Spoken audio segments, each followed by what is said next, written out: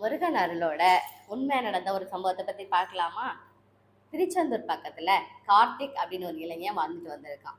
அவன் எப்போதுமே ஒரு தீவிர நம்பிக்கையோட இருப்பான். இருந்தாலும் அவனுக்கு வேலையே கிடைக்கல. அதனால மனசு உடைஞ்சு போயிட்டான். நம்பிக்கை இருந்தாலுமே அவனால சாதிக்க முடியல. ஏன்னா அவனுக்கு தைரியமான மன உறுதி இல்லை. ஒரு நாள் அவன் மனசு உடைஞ்சு போயிட்டான். நான் எதற்காக பிறந்தேன் அப்படின்னு சொல்லி சோகமாயிட்டான்.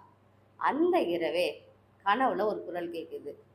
நீ என்னை நம்பி ஒரு படி வா, நான் உனக்கு வழிகாட்டுவேன் அப்படின்னு. அது யாரு நம்மளுக்கே தெரியுங்க, நம்ம முருகன் தாங்க.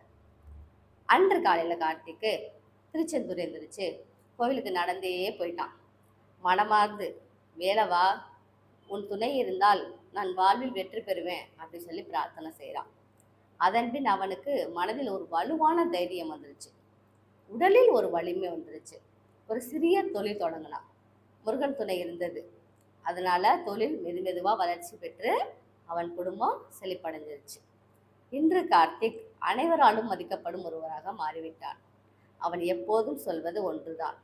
நாம் எவ்வளவு சிரமத்தில் இருந்தாலும் முருகனை நம்பினால் தோல்வியும் வெற்றியாக மாறும்.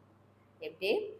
நாம் எவ்வளவு சிரமத்தில் இருந்தாலும் முருகனை நம்பினால் தோல்வியும் வெற்றியாக மாறும்.